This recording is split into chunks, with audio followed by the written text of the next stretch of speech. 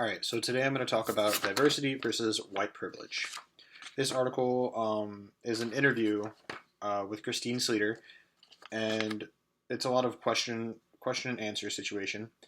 She's a professor at California State University, and right out of the gate with this article, this interview, she kind of hits the white community pretty hard. The first question that's asked is: you stress the importance of multicultural education and a struggle against white racism, rather than multiculturalism as a way to improve diversity. Why? Right out of the gate, she states that white people have a claim to the land and have a claim to they claim the right to frame culture and identity of minority races and other individuals who claim to be Americans. An American is a person who, is free to themselves. So the first question, uh, I feel like this author has, or this interviewee, Christina Slater, has positioned herself that she thinks white people have a lot of power and minorities don't, and it's just that white people don't see this power. They see that, oh, you're totally okay and do what you will, but I'm going to keep in mind that because I'm white, I can do what I want and make you feel smaller and lesser than you're supposed to be. My position on this paper is, as a minority student, white privilege really goes unnoticed in some places. A lot of my classmates have said that they don't notice the white privilege they carry. They see that white privilege is something that they're learning about it now. They weren't conscious of it when they were in high school, when they were in middle school, when they're in their employments, because they're white. On a in a nation that is culturally white, culturally English, European descent, um, they don't notice the kind of power that they hold over other minority groups such as blacks, Hispanics, Asians. They kind of, they push us to really push our boundaries in our culture, but at the same time, they have a leash, a hold on our culture. So, a lot that I noticed out of this article is that there are very few examples of white racism in society. Students of color aren't surprised by any of the treatment that they receive from white privilege. If you're not a racist, you're a good white, per se, as Christina Slater states. Um, she talks a lot about how students are restricted um, by white privilege, and how in a student situation where teachers try to be colorblind and where you try to explain white privilege to teachers, it doesn't really work because they're not conscious of it, really. They're like, I don't have white privilege. I don't know what you're talking about. Yes, I'm white, but I got to where I am because of how hard I worked. No, you didn't. You got to where you are because of how you were brought up, because of your race, your ethnicity, your skin color. You had an advantage over other individuals. A question that Christina Slater's asked is, you talk a lot about white privilege, so how do you explain that term to white teachers? She states, if you do something well and nobody's going to say, you're a credit to your race because you're white. I would agree with that statement. White people, they have to be in a position of power in order to do something well and get credit for it. If they're not in a position of power, they don't get credit for it. On the other hand, if you look at a minority group, say African Americans, say Martin Luther King Jr., who led, marches and held speeches and fought hard for equality amongst whites and blacks, you're going to hear he was a credit to our race. You won't hear that because of white privilege. It's just something that a person who has white privilege will never hear in their life. She says, because I'm white, nobody's going to say that about me. Yet, such statements frequently surround the idea of colored people. People make the assumptions that their intellectual ability and their family support and simply basis of their skin color.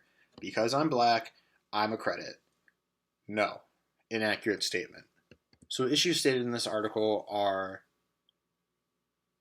parts like white privilege, how white people don't notice it immediately, how those who are culturally diverse and open to ideas don't see they see white privilege and they know there's nothing they can do about it, and so they accept it and work in other ways to help others who may be at a disadvantage. So I personally feel that with all this information presented to me in this article, that there's a lot to say about white people in it. And Christina Slater, being a white female educator of white individuals, who says she educates other white individuals to not be so blind and see their white privilege and see that others have a disadvantage to how they are teaching and how they are treating their students, even though it may not be a conscious thing. It's an unconscious thing. It's something that's been so ingrained into our community and culture as Americans that we don't see that some people are going to have an advantage over others. We're going to see that the minority people always have it harder, when that's not always the case. And what's worse about that is that she states this, and I agree with this entirely, that students aren't surprised by being treated differently due to their race. And I feel that students being treated differently because of their race is something that shouldn't ever happen, ever. But it's something that's always going to happen because it's just been happening for centuries. It's never going to change unless, we change our curriculum so much that everyone understands how we should be teaching and how we should be culturally intelligent and relevant with our teaching, that we don't immediately block out the view of a person's skin color, and that we just see them for who they are, what they are, and accept it instead of trying to isolate it and strip them away of it. Like in a colorblind sort of situation where you would see two different students, one black, one white, and you remove the color from those students, you see them just as students, and now you're going to be taking away every scrap of cultural heritage that they have and what makes them who they are, and you're going to be putting them in this cookie cutter shape, and they're not going to learn things the same way as they would if they kept all their culture, if you worked with them to help them understand the lesson, the reading, the project, whatever it may be, because due to their culture they may learn differently than the white student. And so to try and strip that away from them, it won't work well in your favor as a teacher. So for me in the future, as a future teacher in English, working with students that are not going to be knowing English as a native language, students that are going to possibly fall somewhere on the autism spectrum, students that are black, students that are white, students that are disabled, have some sort of physical or mental disability. These students, I'm going to have to figure out a way to change my lesson to encompass all of these things and figure out how to push my boundaries and my comfort zone in order to stretch my lesson so they can learn as well. So and as a black teacher, I'm not going to be open to the idea of white privilege so much as I would be if I was a white teacher. As a white teacher, I would be given the opportunity with students who came from my background, where I grew up in a middle class home with parents, two parents who loved each other, possibly a brother or sister, a dog, and I grew up in the big house at the corner of the street. Now, I'm not saying that any minority student couldn't have done these things, but it's more of a common thing for white individual students.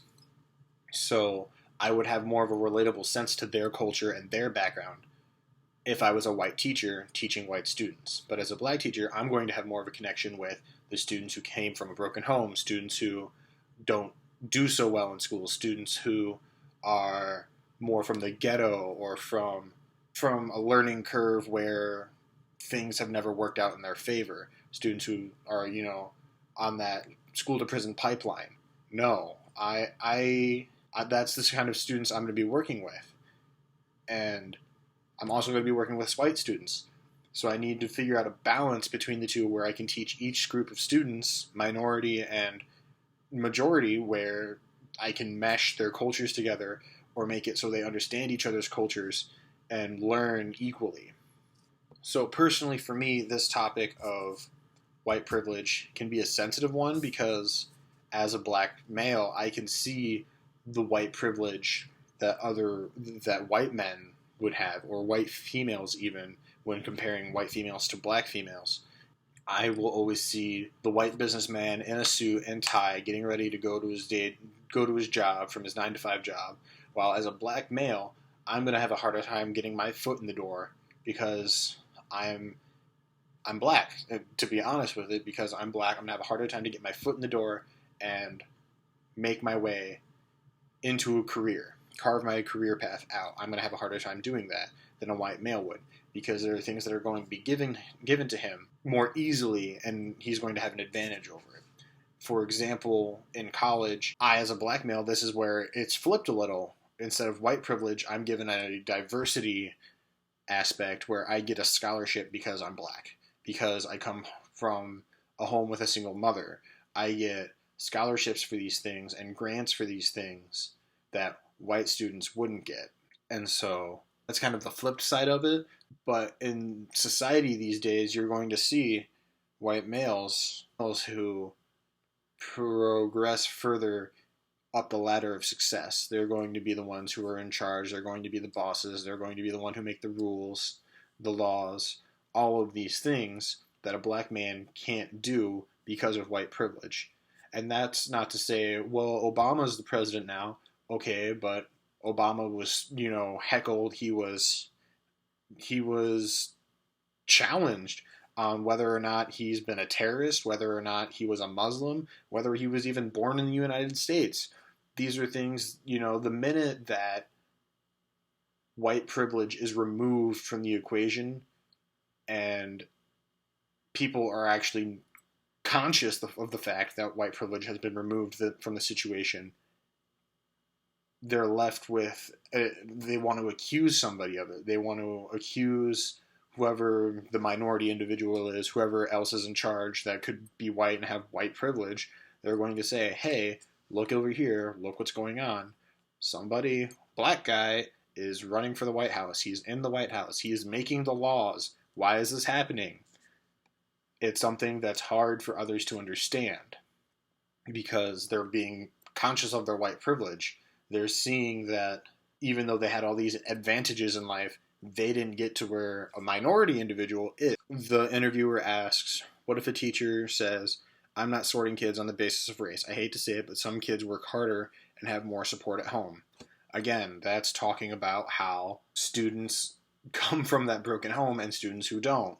I come from a broken home where I have a single mother, and she gave me all the love and support I could ever probably get from a home that's got two parents. She worked hard all the time for me. She made it capable so I could come to college. So when talking about multicultural education and how it's a way to appreciate diversity instead of to be a way to end racism in schools and in society, Slater says, I keep going back to the fact that multicultural education came out of the civil rights movement and that it is a primary issue that was one that has access to a quality education.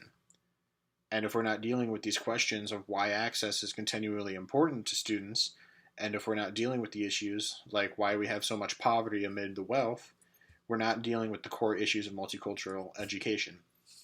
And I agree with that we're not dealing with the core issues of multicultural education, that we need to be capable of looking at a student with their culture, seeing them in their community, and seeing them function in their community, function in the classroom, use what they learn in their culture in the classroom, and be able to base our lessons off of that. And yes, it would take a tremendous amount of work to do that for each individual student. So what you have to do is learn how to blend the cultures together in a multicultural education system that allows you to teach these students the same lesson different ways so they all understand it from their culture.